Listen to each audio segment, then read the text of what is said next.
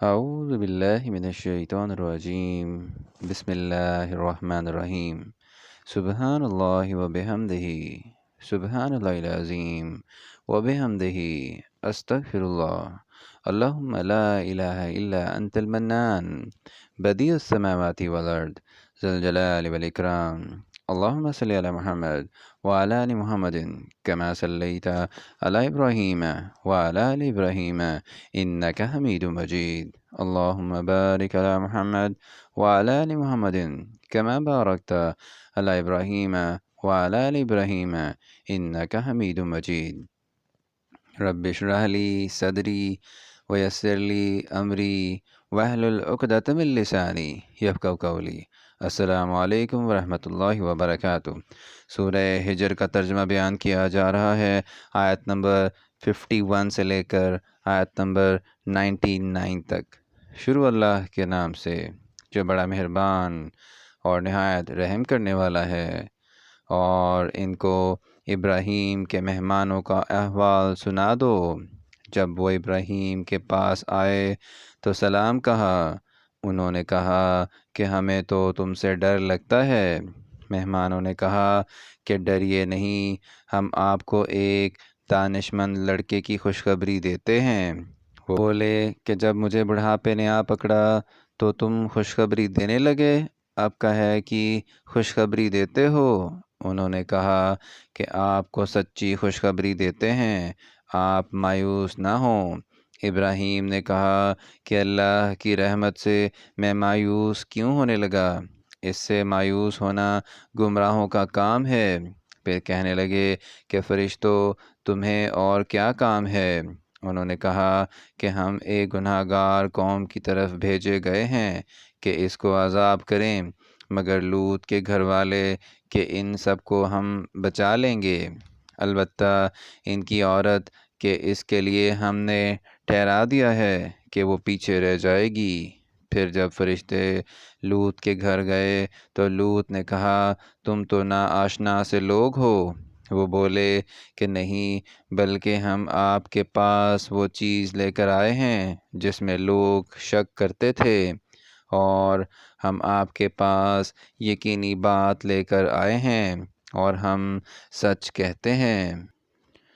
تو آپ کچھ رات رہے سے اپنے گھر والوں کو لے کر نکلیں اور خود ان کے پیچھے چلیں، اور آپ میں سے کوئی شخص پیچھے مڑ کے نہ دیکھے، اور جہاں آپ کو حکم ہو ہاں چلے جائیے۔ اور ہم نے لوط کی طرف وہی بھیجی کہ ان لوگوں کی جڑ صبح ہوتے ہوتے کاٹ دی جائے گی۔ اور اہل شہر لوط کے پاس خوش خوش دوڑے آئے۔ لوط نے کہا کہ یہ میرے مہمان ہیں، کہیں ان کے بارے میں مجھے رسوا نہ کرنا، اور اللہ سے ڈرو اور میری بے آبروئی نہ کیجیو۔ وہ بولے کیا ہم نے تم کو سارے جہان کی حمایت و طرفداری سے منع نہیں کیا؟ انہوں نے کہا کہ اگر تمہیں کرنا ہی ہے تو یہ میری قوم کی لڑکیاں ہیں، ان سے شادی کر لو۔ اے محمد صلی اللہ علیہ وآلہ وسلم، تمہاری جان کی قسم وہ اپنی مستی میں مدہوش ہو رہے تھے، سو ان کو سورج نکلتے نکلتے چنگھاڑ نے آ پکڑا، اور ہم نے اس شہر کو الٹ کر نیچے اوپر کر دیا اور ان پر کنگر کی پتھریاں برسائیں۔ بے شک اس قصے میں اہل فراست کے لیے نشانی ہے، اور وہ شہر اب تک سیدھے رستے پر موجود ہے۔ بے شک اس میں ایمان لانے والوں کے لیے نشانی ہے۔ اور بن کے رہنے والے یعنی قوم شعیب کے لوگ بھی گناہ گار تھے، تو ہم نے ان سے بھی بدلہ لیا، اور یہ دونوں شہر کھلے رستے پر موجود ہیں۔ اور وادی حجر کے رہنے والوں نے بھی پیغمبروں کی تکذیب کی، اور ہم نے ان کو اپنی نشانیاں دیں، اور وہ ان سے منہ پھیرتے رہے، اور وہ پہاڑوں کو تراش تراش کر گھر بناتے تھے کہ امن و اطمینان سے رہیں گے، تو چیخ نے ان کو صبح ہوتے ہی آ پکڑا، اور جو کام وہ کرتے تھے وہ ان کے کچھ بھی کام نہ آئے۔ اور ہم نے آسمانوں اور زمین کو اور جو مخلوقات ان میں ہے اس کو تدبیر کے ساتھ پیدا کیا ہے، اور قیامت تو ضرور آ کر رہے گی، تو تم ان لوگوں سے اچھی طرح سے درگزر کرو۔ کچھ شک نہیں کہ تمہارا پروردگار ہی سب کچھ پیدا کرنے والا اور جاننے والا ہے۔ اور ہم نے تم کو 7 آیتیں جو نماز میں دہرا کر پڑھی جاتی ہیں، یعنی سورہ الحمد اور عظمت والا قرآن عطا فرمایا ہے۔ اور ہم نے کفار کی کئی جماعتوں کو جو فائد دنیاوی سے متمتع کیا ہے، تم ان کی طرف رغبت سے آنکھ اٹھا کر نہ دیکھنا اور نہ ان کے حال پر تعسف کرنا، اور مومنوں سے خاطر اور تواضع سے پیش آنا، اور کہہ دو کہ میں تو علانیہ ڈر سنانے والا ہوں۔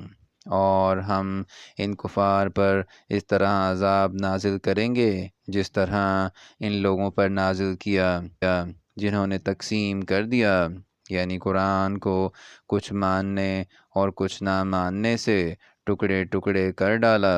تمہارے پروردگار کی قسم، ہم ان سے ضرور پرستش کریں گے ان کاموں کی جو وہ کرتے رہے۔ پس جو حکم تم کو اللہ کی طرف سے ملا ہے وہ لوگوں کو سنا دو، اور مشرکوں کا ذرا خیال نہ کرو۔ ہم تمہیں ان لوگوں کے شر سے بچانے کے لیے جو تم سے استہزاء کرتے ہیں کافی ہیں، جو اللہ کے ساتھ اور معبود قرار دیتے ہیں، سو ان قریب ان کو ان باتوں کا انجام معلوم ہو جائے گا۔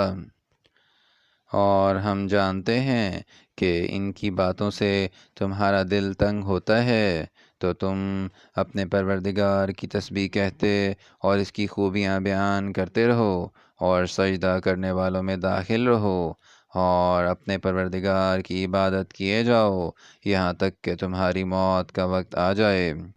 یہاں تک سورہ ہجر کا ترجمہ آیت نمبر 99 تک بیان کر دیا گیا ہے۔ اگر اس میں کوئی غلطی ہو جائے تو ہم اللہ تعالیٰ سے معافی چاہتے ہیں، اور دعا ہے کہ اللہ تعالیٰ ہماری ہدایت فرمائے۔ آمین یا رب العالمین۔